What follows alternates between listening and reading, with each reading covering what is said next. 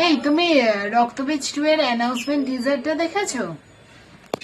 তোমার কেমন লাগলো টিজারটা? কিছু বুঝলে? ভালো মন্দ কিছু বুঝতে পারলে? হ্যাঁ, আমার তো বেশ ভালোই লেগেছে, কারণ শিবনন্দিতার বই বলে কথা, আর শিবনন্দিতার বই মানে আলাদা ক্রেজ। আর দেখলাম তো রক্তবীজ 2টা বেশ কমার্শিয়াল ভাবে প্রেজেন্ট করা হয়েছে।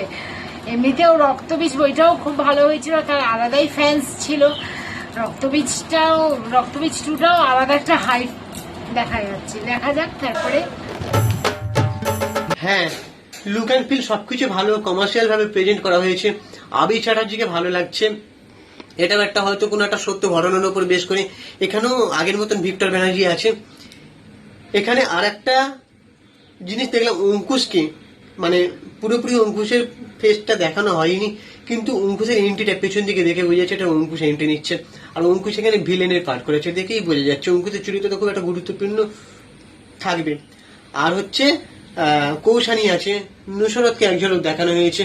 সব থেকে আর একটা জিনিস খেয়াল করেছে কি তুমি? মিমি চক্রবর্তীর একটা বিকিনি পরা লুক ভাইরাল হয়ে গেছে, সবাই স্ক্রিনশট করে শেয়ার করছে। সবাই বলছে কিয়ারা আদভানি যেরকম বলিউডে আছে সেরকম আমাদের এখানে মিমি চক্রবর্তী আছে। মিমি চক্রবর্তীর যে ফিগার, যে মানে তোমার বিকিনি পরা লুকটা ভাইরাল হয়েছে, বেশ ভালো লাগছে। কিন্তু শিবনন্দিতা এরকম সিনেমা করে না, তাদের সিনেমাতে বাঙালি আনা থাকে। হয়তো কোনো একটা প্রয়োজনের খাতিরে এই মিমি চক্রবর্তীর লুকটা তারা অ্যাড করেছে। কিছু তো একটা ব্যাপার আছে, তারা সিনেমা হলে গেলে দেখলেই বোঝা যাবে, তাই না? রক্তবীজে যেমন মিমির ইন্টারেস্টিং একটা চরিত্র ছিল, বাট রক্তবীজ 2 এ কি হয়েছে, এখনো চরিত্র সম্পর্কে কোনো রিভিল করা হয়নি। শুধু বিকিনি পরা লুকটা এক ঝলক দেখানো হয়েছে, আর এটা ইতিমধ্যেই ভাইরাল হয়ে গেছে। আর শিবনন্দিতা যে হলে দর্শক টানতে সক্ষম হবে এটা বলাই বাহুল্য, কারণ ওদের প্রত্যেকটা সিনেমার মধ্যে আলাদা আলাদা ক্রিয়েটিভিটি সৃষ্টি করে ওরা। এবার দেখা যাক সিনেমাটা যখন হলে আসবে, তারপরে আরো টিজার ট্রেলার বেরোবে। এবার দেখা যাক মানে ঠিক ছবিটা কতটা ভালো হয়।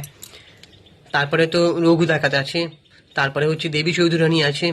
এবার কোনটা ছেড়ে কোনটা দেখবে মানুষ? তারপরে আবির চ্যাটার্জি আরো একটা সিনেমা আছে যতকাণ্ড কলকাতাতে। আমরা কোনটা দেখতে যাবো?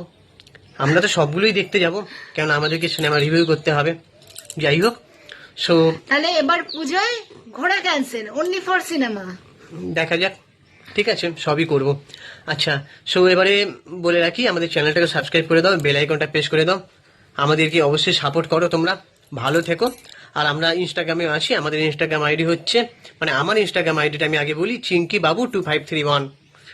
চিঙ্কি বাবু 2531 ফলো করে দাও আমাকে।